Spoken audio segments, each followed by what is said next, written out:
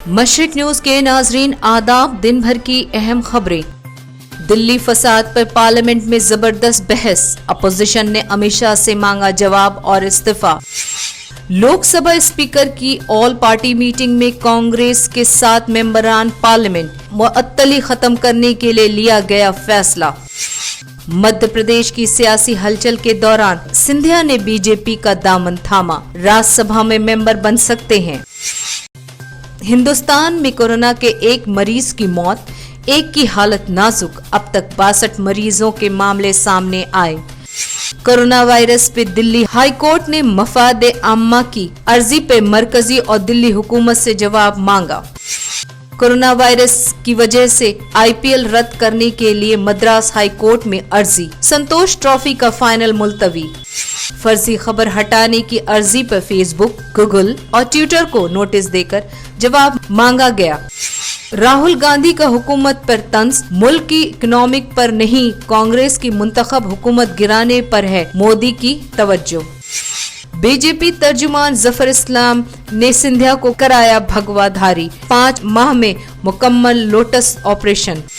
सिंधिया को मुलाकात के लिए वक्त न देने पर राहुल गांधी ने कहा कि वो इकलौते शख्स है जो मेरे घर कभी भी आ सकते हैं। खबरें तफसील से। पार्लियामेंट के बजट इजलास दूसरे मरहले पर आज छठा दिन है। कांग्रेस के 7 मेंबरान पार्लियामेंट की बर्खास्तगी वापस हो चुकी है। ये फैसला स्पीकर ओम बिरला की बुलाई हुई ऑल पार्टी मीटिंग में हुआ। कांग्रेस ने अपने मेंबरान की बर्खास्तगी का मसला उठाया। इस पर हंगामा हुआ, जिसमें दोनों ऐवानों की कार्रवाई कई बार मुलतवी करनी पड़ी। वहीं लोकसभा में दिल्ली फसाद पर बहस हुई। अपोजिशन ने दिल्ली तशद्दुद पर अमित शाह से जवाब और इस्तीफा मांगा। बहस में हिस्सा लेते हुए कांग्रेस के अधीर रंजन चौधरी ने कहा, जब तक दिल्ली में फसाद हुआ तब तक वजीर दाखिला अमित शाह कहाँ थे? हुकूमत बालाकोट में स्ट्राइक कर सकती है लेकिन फसाद नहीं रोक सकती। उन्होंने कहा, अक़लियतों में खौफ क्यों पैदा किया जा रहा है? विनायक रावत ने कहा कि दिल्ली फसाद के दौरान वजीर दाखिला और इंटेलिजेंस एजेंसियां क्या कर रही थी?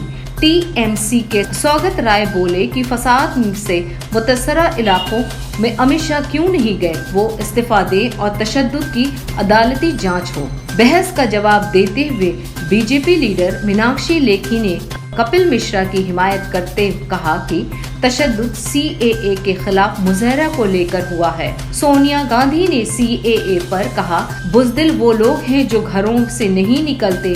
वहीं उमर खालिद और वारिस पठान के बयान से तशद्दुद भड़का है।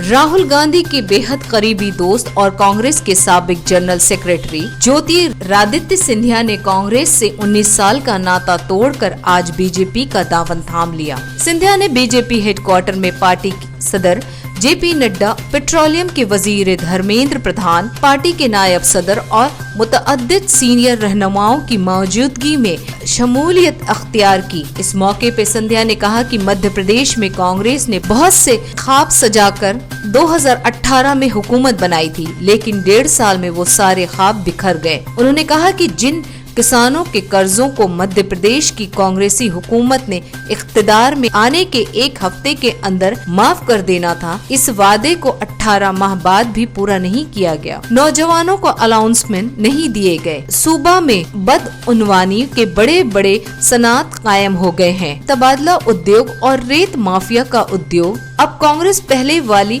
पार्टी नहीं रही। उन्होंने कहा कि वजीर आजम नरेंद्र मोदी, जिन्होंने 2 बार अक्सरियत मिली है, उनके हाथों में हिंदुस्तान का मुस्तकबिल महफूज है। आज बस इतना ही। मशरिक न्यूज के नाजरीन, शब बखैर।